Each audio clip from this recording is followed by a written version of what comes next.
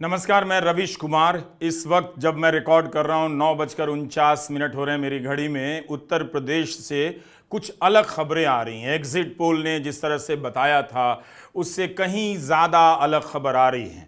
उत्तर प्रदेश के राजनीतिक जानकार, खासकर अयोध्या फैज़ाबाद इलाके के, वे अक्सर मुझसे कहा करते थे कि अयोध्या फैज़ाबाद और उससे सटी आसपास की सीटों पर बीजेपी का प्रदर्शन कमज़ोर पड़ सकता है।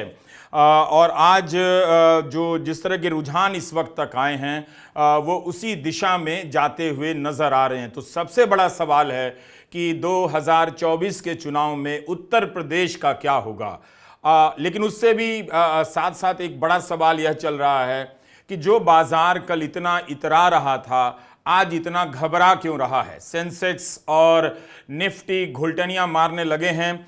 उम्मीद है कि जैसे जैसे बीजेपी का प्रदर्शन अच्छा होगा, इन बाज़ारों में थोड़ी ताकत आएगी।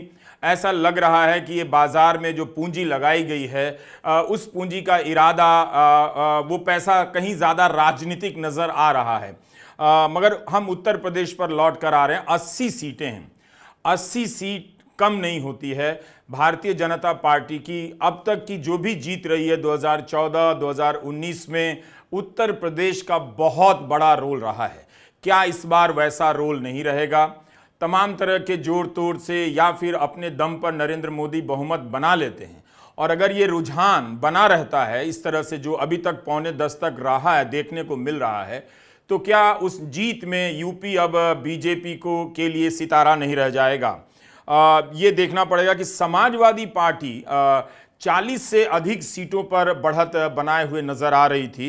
इंडिया गठबंधन, जिसमें 35 के करीब सीटें हैं समाजवादी पार्टी की। और ध्यान रखिएगा, जब तक ये वीडियो अपलोड होगा आंकड़े काफ़ी बदल चुके होंगे, लेकिन इस वक्त हम प्रयास कर रहे हैं, हम भी इसी भीड़ में, जहां गोदी मीडिया के पास लाखों करोड़ की संपत्ति है, हम आपके ही जनबल के दम पे इनके धन बल से लड़ रहे हैं। तो 7 सीटों पर कांग्रेस आगे नजर आ रही है। 9:45 का रुझान है, बदलाव होता रहेगा।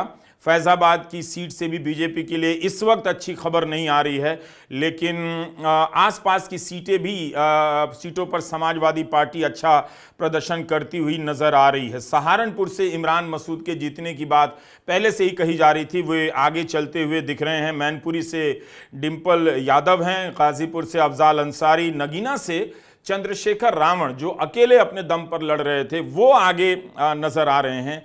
अमेठी से किशोरी लाल शर्मा आगे चल रहे हैं। स्मृति ईरानी, अगर स्मृति ईरानी किशोरी लाल शर्मा से हार जाती हैं तो ये बड़ी घटना होगी। 2014 में राहुल गांधी से हार गई थी, फिर भी नरेंद्र मोदी ने उन्हें मंत्री बनाया था, लेकिन इस बार उनके लिए अमेठी से हारने के बाद मंत्रिमंडल में जगह बनाना मुश्किल होगा, क्योंकि वैसे भी मंत्रालयों में देखे तो उन्हें पहले बड़ा मंत्रालय मिला, काफ़ी महत्वपूर्ण, फिर धीरे धीरे मानव संसाधन से कपड़ा मंत्रालय में आई और फिर एक दूसरे मंत्रालय में आ गई। तो मंत्रालय के भीतर ही उनका क्रम जो है घटता चला जा रहा है। इस बार शायद हो सकता है कि उनकी जगह कंगना रनौत को मिले और वो एक नया चेहरा बन जाएं, जो अगर जीत गई तो।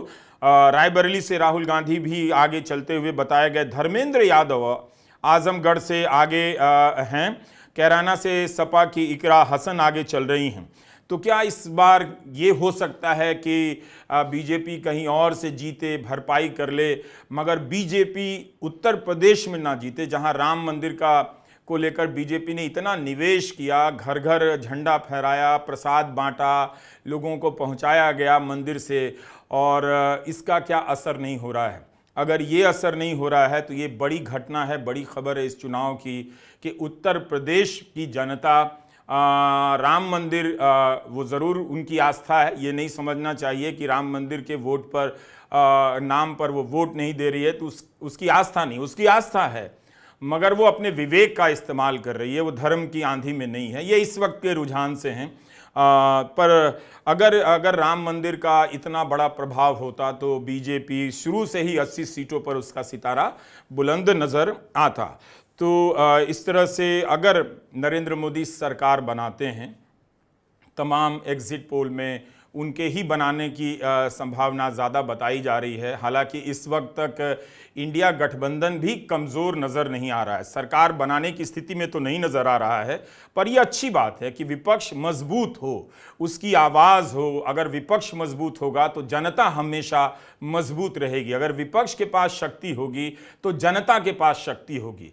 इस संदर्भ में प्रधानमंत्री का वो बयान बहुत ही खराब और गैर लोकतांत्रिक है कि इस बार नेता विपक्ष का पद भी नहीं मिलेगा।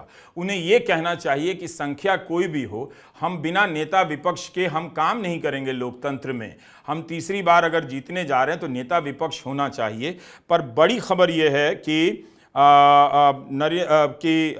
बीजेपी उत्तर प्रदेश में क्या करेगी। देखिए 9:40 में वाराणसी में नरेंद्र मोदी भी कुछ समय के लिए पीछे चले गए। अजय राय एक दिलचस्प उम्मीदवार हैं। कोई भी उम्मीदवार जानते हुए भी कि उसकी हार तय है, प्रधानमंत्री के खिलाफ लड़ने नहीं जाएगा। पर इस मामले में अजय राय की दाद देनी चाहिए कि उन्होंने तीसरी बार, 2 बार हार चुके हैं, तीसरी बार दांव लगाया है। तो इस मामले में वो जीतें या हारें, उम्मीदवारों की हिम्मत के हिसाब से अजय राय उत्तर प्रदेश के एक बड़े उम्मीदवार हैं कि वो तीसरी बार हार का सामना करने गए। और अगर जीत गए तो ऐसा तो होगा नहीं, लेकिन फिर भी जिन चैनलों पर ये चला तो लोगों ने बहुत हैरानी से देखी है। जब तक हम अपना 9:55 9:49 से हमने शुरू किया था, अब इंडिया गठबंधन 41 सीटों पर आगे है, तो 40 से 41 हो गया। अब देखते हैं कि वीडियो अपलोड होता है, आपके सामने जाता है तो उत्तर प्रदेश में क्या होता है।